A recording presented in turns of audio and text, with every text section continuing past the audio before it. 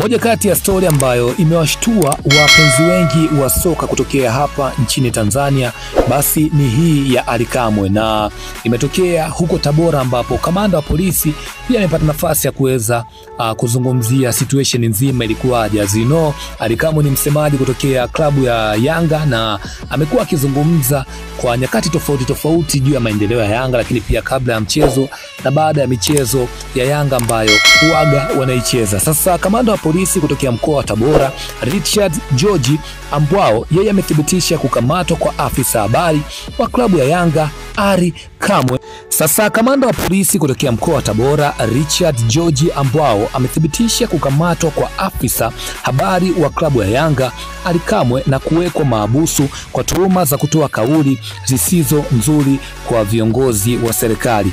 RPC wa Tabora amesema ni kweli afisa habari wa Yanga Ally Kamwe anashikiliwa na jeshi la polisi na amekuwa akifanya mahojiano tangia alipokamatwa usiku wa jana mpaka hivi sasa bado amekamatwa kwa tuhuma za kutoa lugha chafu kwa viongozi wa serikali. Ally Kamwe na klabu ya Yanga walikuwa mkoani Tabora kwa ajili ya mchezo wa ligi kuu Tanzania bara uliochezeka siku ya jana dhidi ya timu ya Tabora United na Yanga kuibuka na ushindi wa mabao 3-0. Kabla ya mchezo kulikuwa na maneno na kauli za hapa na pale ambazo Ally Kamwe alizitoa kwenda kwa mkuu wa mkoa wa Tabora Bwana Paul Chacha, ambaye yeye aliahidi shilingi milioni 60 kwa Tabora wakifunga klabu ya Yanga. Tunakumbuka kwamba Tabora United ilikuwa ni moja kati ya klabu ambayo ilifunga klabu ya Yanga kipindi fulani hivi na maneno yalikuwa mengi sana. This time around up wamerudi, lakini imekuwa ni nzuri kwa Tabora, mbaya kwa Ally Kamwe kwa sababu yeye mpaka sasa hivi bado yuko Tabora na timu ya Yanga tumeiona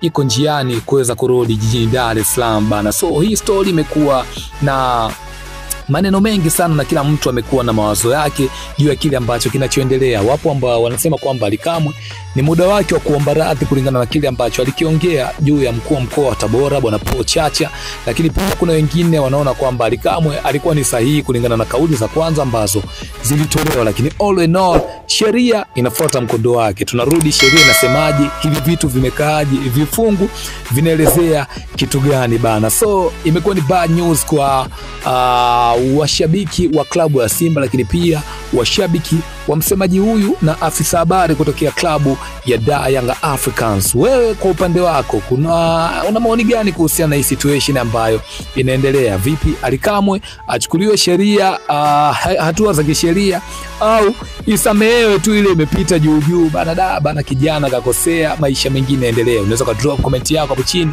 Utakometisha sana kwa sababu unakumbuka hata msemaji aliyepita Haji Manara pia alipitia situation kama hizi. Yani ukiwa msemaji wa hizi klabu kubwa, basi ukishindwa kuchunga mdomo, wewe uchunge kauli zako ambazo unazokuwa unazizungumza mbele ya media, kwa sababu watu wengi wamepitia katika situation tofauti kulingana na mtazamo chanya na mtazamo hasi ambao watu wanakuwa wanapokea maneno ambayo hawa wazungumzaji wamekuwa wakiyatumia mara kadhaa pindi ambapo wanapokuwa wanazungumza na media, lakini pia pindi ambapo wanakuwa wanazungumza kwa niaba ya klabu kuweza kuwafikishia ujumbe mashabiki, lakini pia wapenzi wa soka kutokea hapa nyumbani Tanzania bana. Drop comment yako hapo chini, utakometisha sana. Hii ni Mabumi Media, hakikisha unakuwa mwanafamilia kwa kugusa alama subscribe. Utakometisha kinoma noma. Bye next time, ciao, bye.